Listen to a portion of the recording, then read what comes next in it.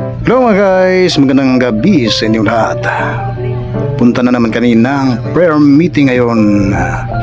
Ito palang driver na sinasakyan namin ni kaibigan pala namin to dito sa amin.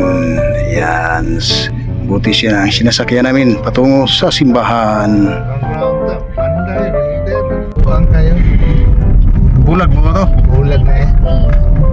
Gwapo na ito kung Posadas Mati. Dari mga kabrigada sa usa kasi Dito na naman kami sa loob ng simbahan. May purpose ang tao si Philip. Ano nagkita sila sa iyo?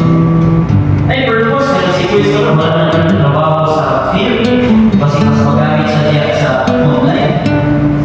May purpose ano nag-eskwela ka na. May purpose na ibalan ka. Okay. And then, di ba?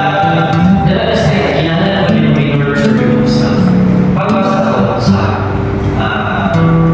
kanigitudo sa Bible.